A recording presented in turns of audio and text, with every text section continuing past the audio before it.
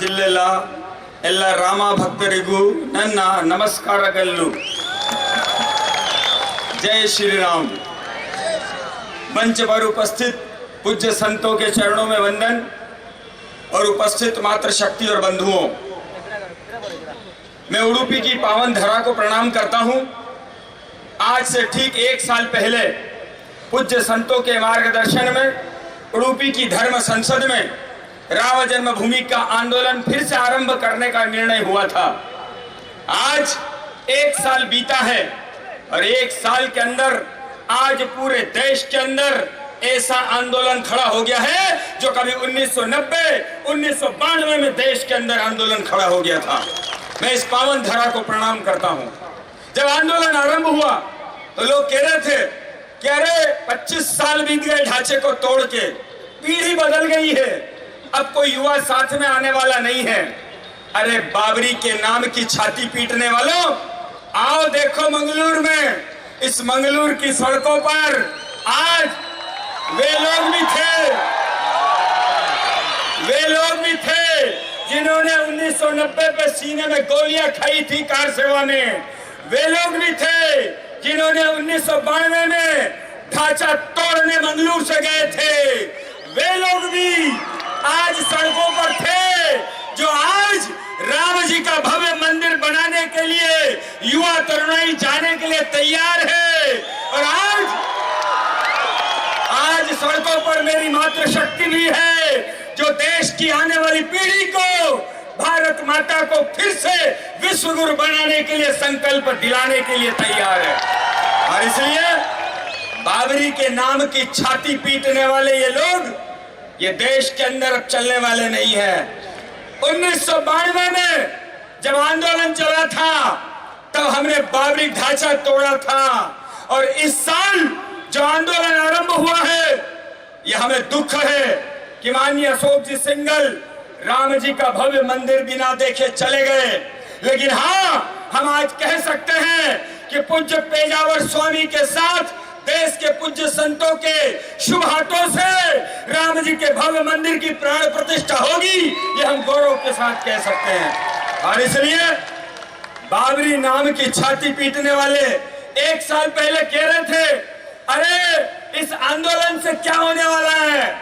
अरे छाती पीटने वालों, आज पूरे देश के अंदर 3 स्थानों पर ऐसी बड़ी सभाएं, और यूं तो देश के अंदर 500 संसदीय क्षेत्रों में, जैसा भी सांसद महोदय को बताया, ऐसे पूरे देश के अंदर 500 संसदीय क्षेत्रों में इन 2 महीनों में ऐसी सभाएं आयोजित होने वाली है।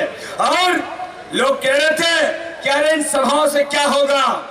जो लोग कह रहे थे ना कि अरे राम मंदिर बनाएंगे लेकिन तारीख नहीं बताएंगे, और आज जब अयोध्या में लाखों लोग आज वहां पर सभा हो रही है तो ये लोग कह रहे हैं सेना बुलाओ, अयोध्या के अंदर सेना बुलाओ। तारीख की मांग करने वालों, ये जो आंदोलन चल रहा है, आज देश के प्रधानमंत्री जी को भी राजस्थान की सभा में कहना पड़ा, बताना पड़ा कि सुप्रीम कोर्ट में कौन लोग जिम्मेदार है जिनके कारण आज निर्णय नहीं हो पाया। ये देश के प्रधानमंत्री जी को भी आज बताना पड़ा।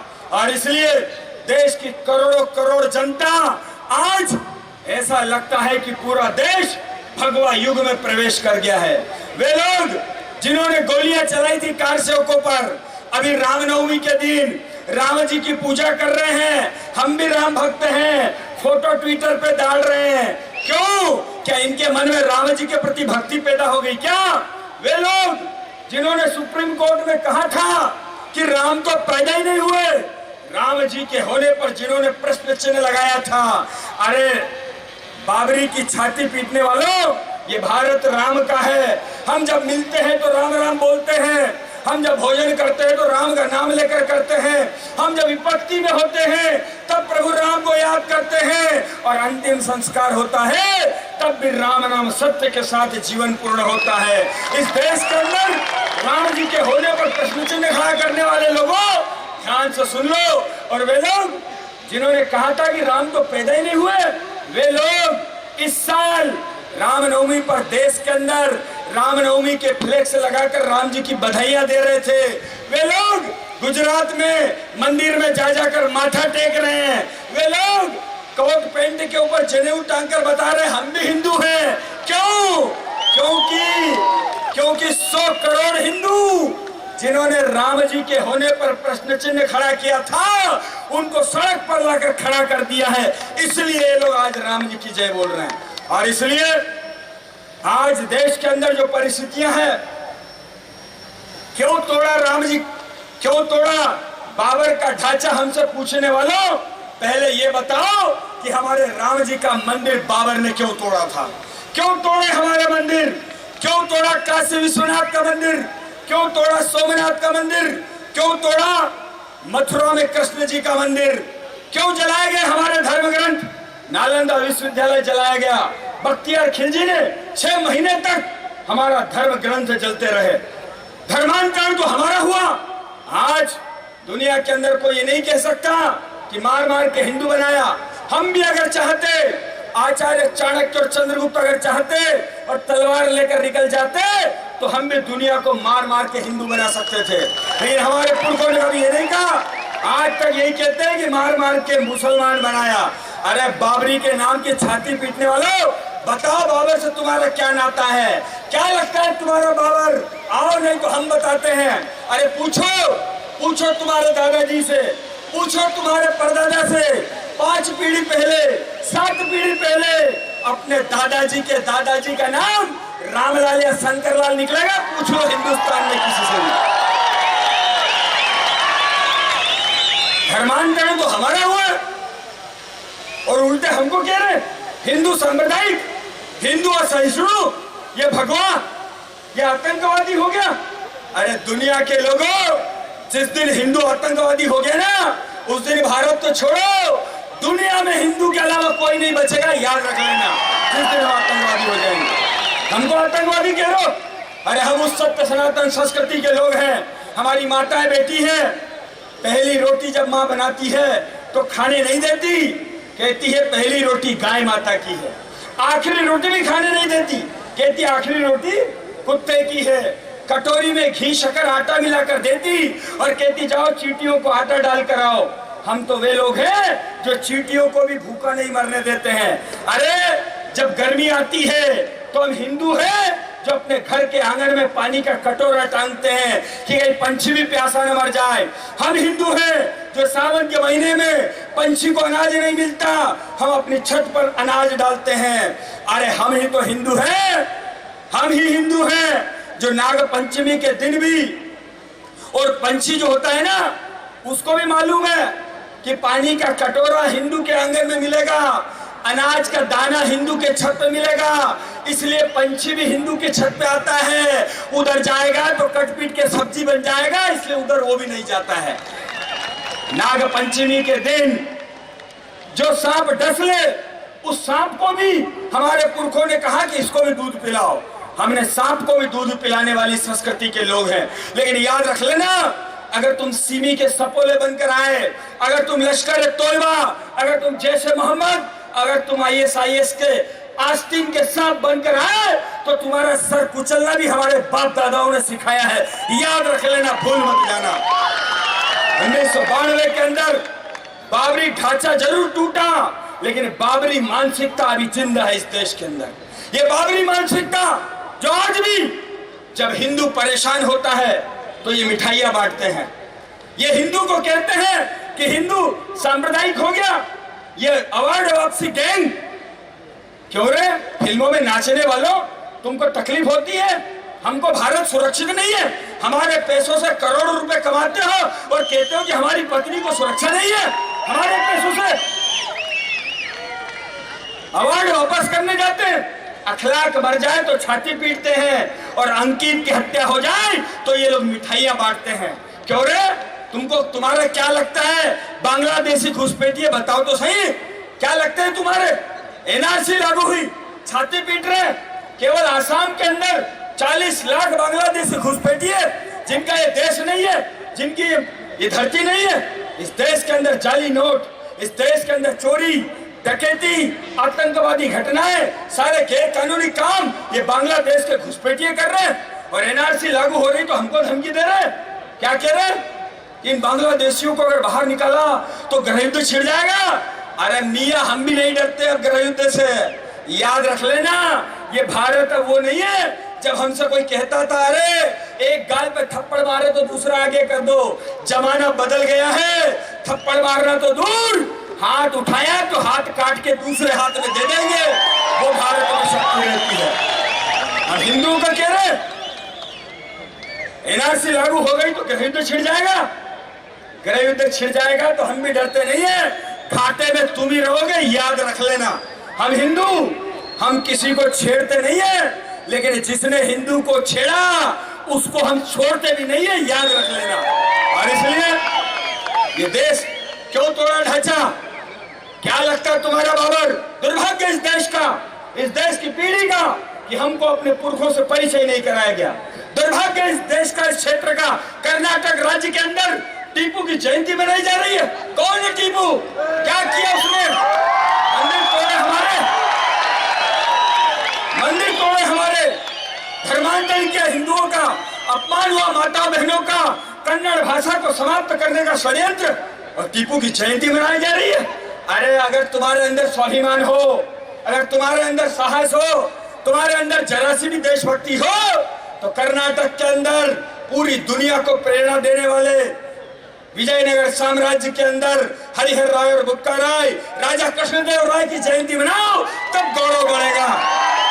देश के अंदर हमको पढ़ाया जाता है अकबर महान, बाबर महान, सिकंदर महान, औरंगजेब महान। कौन है ये दुर्भाग्य इस देश का। ये देश बाबर का नहीं है, ये देश अकबर का नहीं है, ये देश औरंगजेब का नहीं है, और ना तुम्हारे बाप का है। ये देश छत्रपति शिवाजी का, ये देश गुरु गोविंद सिंह का, और ये देश महाराणा प्रताप का है, तुम्हारे बाप का नहीं है। और इसलिए इस देश के अंदर अकबर महान कैसे हो गया? एक लुटेरा, एक हत्यारा, एक बलात्कारी, मीना बाजार लगाने वाले अकबर को हमको महान पढ़ना पड़ रहा है। ये बाबरी मानसिकता है। भारत की धरती पर कभी अकबर महान नहीं हो सकता। भारत की धरती पर तो राणा प्रताप महान थे, राणा प्रताप महान है, और राणा प्रताप ही महान रहेंगे।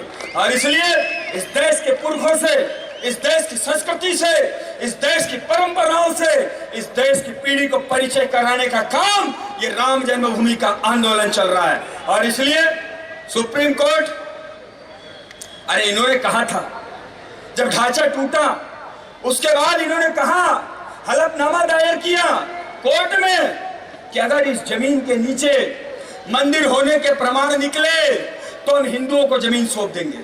दोनों ने कहा था, मुसलमानों ने भी कहा, सरकार ने भी कहा, लिखकर कहा, खुदाई हुई, कनाडा की इंजीनियर लोग आए, रडार से जांच हुई, इनकी उपस्थिति में खुदाई हुई। क्या निकला? अरे अयोध्या तो छोड़ो, भारत की धरती तो छोड़ो, दुनिया के अंदर कहीं पर भी खुदाई कर लो, राम जी का मंदिर निकलेगा, कृष्ण जी का मंदिर निकलेगा, शिव जी का मंदिर निकलेगा। अरे तुम पैदा कितने दिन पहले हुए हो? कोई तो पैदा हुआ 2018 और कोई पैदा हुआ 15। अरे 1500 साल पहले तुम पैदा हुए। हम हिंदू सत्य सनातन संस्कृति के लोग ये क्यों तोड़े? इन्होंने मंदिर क्यों जलाए? क्योंकि दुनिया का इन्होंने तलवार के बल पर इस्लामीकरण किया। ये भारत का इस्लामीकरण करना चाहते थे, ये भारत की संस्कृति को, हिंदू संस्कृति को नष्ट करना चाहते थे। अरे हम हिंदू हैं, हिंदू कभी पैदा हुआ? भारत कभी पैदा हुआ क्या? भारत में कभी पैदा हुआ और हिंदू सत्य सनातन संस्कृति कभी पैदा नहीं हुई। हम तो धरती माता के अमर पुत्र हैं, हम न कभी पैदा हुए और न हम कभी मरेंगे। मरेगा तो वो जो पैदा होता है। पैदा तो तुम हुए हो आतंकवादियों, मरोगे तो तुम। हम धरती माता के अमर पुत्र हैं। और इसलिए खुदाई में मंदिर होने के प्रमाण निकले, अगर नहीं निकले होते ना तो अभी तक ये कब के इनको जमीन सौंप चुके होते।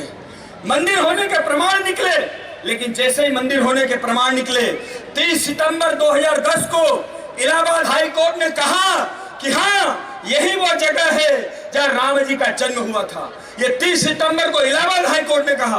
तब इनकी जिम्मेदारी बनती थी कि वो जमीन हिंदुओं को सौंप देते भव्य राम जी का मंदिर बनाने के लिए। लेकिन ये लोग सुप्रीम कोर्ट में गए। 2010 से लेकर 17 तक 7 साल तक सुनवाई आरंभ ही नहीं हुई, और जब 17 में आरंभ हुई तो इन्होंने अड़ंगे लगाना शुरू किया। क्या किया? वो कपिल सिब्बल बोलता है नहीं नहीं अभी तारीख में लगाओ, लोकसभा चुनाव के बाद लगाना। क्यों? अगर चुनाव के पहले मंदिर शुरू हो गया तो हमारी सरकार नहीं आएगी। राजनीति कौन कर रहा है? राजनीति तो तुम कर रहे हो। 2010 से लेकर आज तक तारीख नहीं लगी, और जब तारीख लगने लगी तो तुम कह रहे हो कि लोकसभा के चुनाव के बाद सुनवाई होनी चाहिए। सुप्रीम कोर्ट ने जब मना कर दिया तब इन्होंने दूसरा अड़ंगा लगाया। क्या कहा जानते हो? अरे 14,000 पेज का निर्णय है, इंग्लिश में लिखा हुआ है, हमको पढ़ते नहीं आती, इसलिए उर्दू में और हिंदू में ट्रांसलेट करो। और तब उत्तर प्रदेश की योगी जी की सरकार ने केवल 4 महीने में 14,000 पेज हिंदी में और उर्दू में बिना किसी गलती के अनुवाद करके ट्रांसलेट करके कोर्ट को सौंप दिए। जब दूसरा काम हो गया तब तीसरा अड़ंगा लगाया और क्या कहा? नहीं नहीं अभी राम जी के केस की सुनवाई नहीं होनी चाहिए, अभी पहले यह तय करो कि नमाज पढ़ने के लिए मस्जिद होना जरूरी है कि नहीं है, अब ये तय करो। क्यों रे? तारीख तुम बढ़वा रहे हो, तुम अड़ंगे खड़े कर रहे हो। तब जाकर चीफ जस्टिस दीपक मिश्रा ने रिटायर होने से पहले निर्णय दिया कि मस्जिद की कोई जरूरी नहीं है, और इस बात का राम जी का जो केस चल रहा है अयोध्या में, उस जमीन से इस केस का कोई लेना देना नहीं है। तारीख तो तुम बढ़वाए जा रहे हो, निर्णय तो हम चाहते हैं। अरे ये हारी हुई लड़ाई लड़ रहे हैं, केस कौन बढ़वाता है? तारीख आगे कौन बढ़वाता है? जो हार चुका है।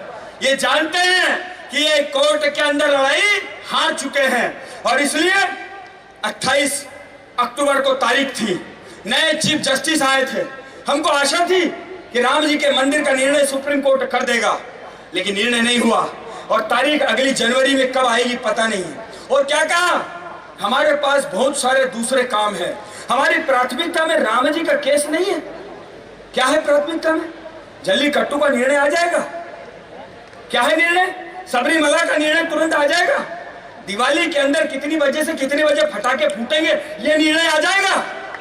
करुणानिधि का अंतिम संस्कार कहां होगा ये निर्णय आ जाएगा। दही हांडी में कितने बच्चे उम्र के फोड़ेंगे ये निर्णय जल्दी आ जाएगा।